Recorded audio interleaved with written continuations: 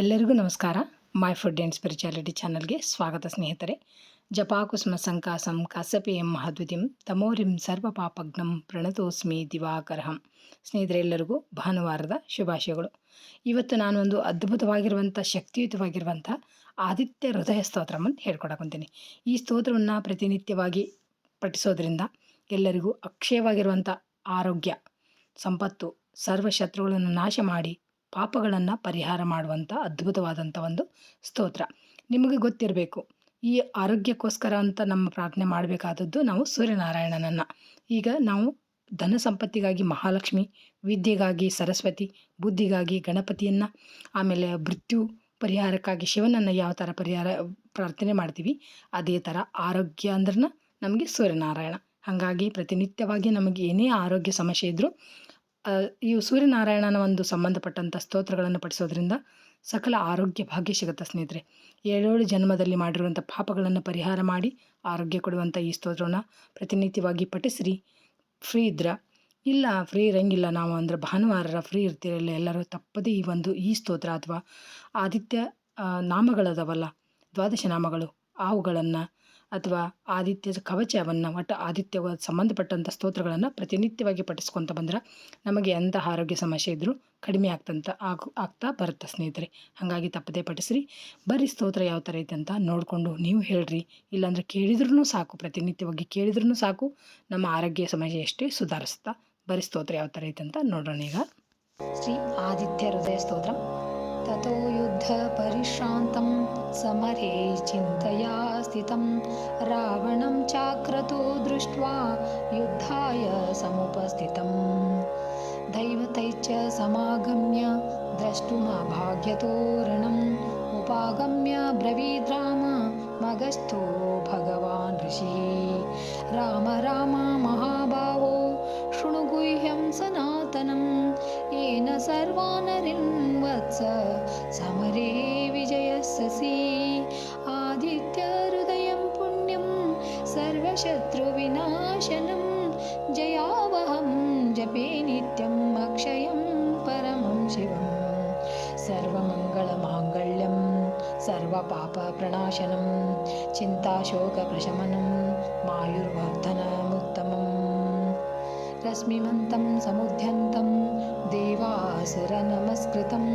पूजयस्व विवस्वन्तं भास्करं भुवनेश्वरं सर्वदेवात्मको ह्येष तेजस्वी रश्मिभावनः एष देवासुरगणां लोकान् पाति गभस्तिभिः एष ब्रह्मा च विष्णुश्च शिवं स्कन्धः प्रजापतिः महेन्द्रो धनधखालो यमः सोमो यपाम्पतिः पितरो वसवसाध्या हस्विनौ मरुतो मनुः वायुर्वनी प्रजाप्राण ऋतुकर्ता प्रभाकरः आदित्य सविता सूर्य खग पूषा गभस्तिमान् सुवर्णसदृशो भानु हिरण्यरेता दिवाकर हरिध्वंसः सहस्रार्चिः सप्तर्मरीचिमान् तिमिरोन्मतनः शम्भुस्त्वष्टा मार्ताण्ड अंशुमान्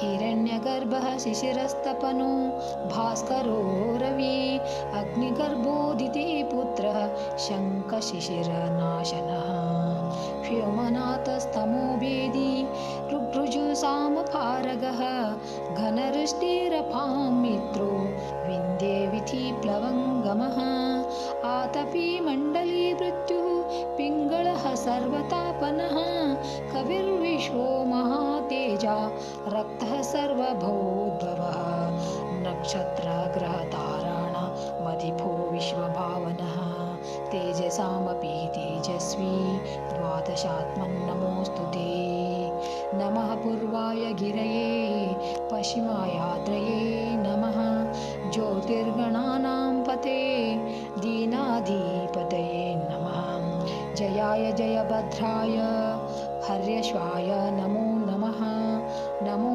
नमः सहस्रांशो आदित्याय नमो नमः नमः उग्राय वीराय सारंगाय नमो नमः नमः पद्मप्रबोधाय मार्ताण्डाय नमो नमः ब्रह्मेशानच्युतेशाय सूर्यादित्यवर्चसे भास्वते सर्वभक्षाय रौद्राय वपुषे नमः तमोघ्नाय हिमग्नाय शत्रुघ्नाय मितात्मने कृतघ्नघ्नाय देवाय ज्योतिषां पतये नमः तप्तचामिकराभाय वह्नये विश्वकर्मणे नमस्तमोभिन्नग्नाय रुचये लोकसाक्षिणे नाशयत्येष वैभूतं तदेव सृजति प्रभुः पायतेष तपत्येष वर्षथेष गभस्तिभिः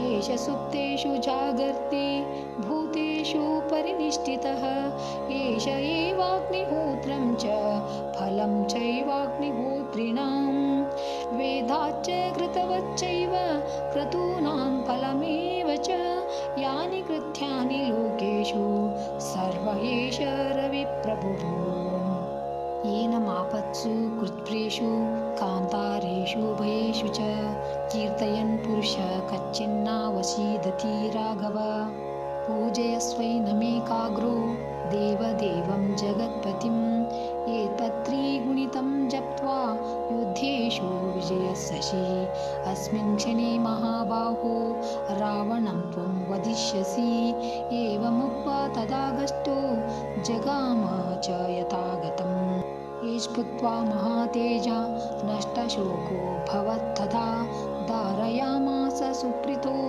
राघव प्रयतात्मवान् आदित्यं प्रेक्ष्य जप्त्वा तु परं हर्षमावाप्तवान् त्रिराचम्य शुचिर्भूत्वा धनुरादाय वीर्यवान् रावणं प्रेक्ष्य रुष्टात्मा युद्धाय समुपागमत् सर्वयत्नेन महता वधे तस्य धृतोऽभवत् अथ रविरवदनिरीक्ष्य रामं मुदितमना परमं प्रहृष्यमाणः निशिचरपति संशयं विदित्वा सुरगणमध्यगतो वचस्त्वरेति इति श्री ಆದಿತ್ಯಹೃದಯಂ ಸಂಪೂರ್ಣಂ ಶ್ರೀಕೃಷ್ಣಾರ್ಪಣಮಸ್ತು. ನೋಡಿದ್ರಲ್ಲ ಸ್ನೇಹಿತರೆ, ಎಷ್ಟು ಅದ್ಭುತವಾದಂಥದ್ದು ಅಂತ. ನೀವು ಹೇಳಿ, ಆಗ ಸೂರ್ಯನಾರಾಯಣನ ಕೃಪೆಗೆ ಪಾತ್ರರಾಗ್ರಿ. Thanks for watching. ಎಲ್ಲರಿಗೂ ನಮಸ್ಕಾರ. ಜೈ ಶ್ರೀ ಕೃಷ್ಣ.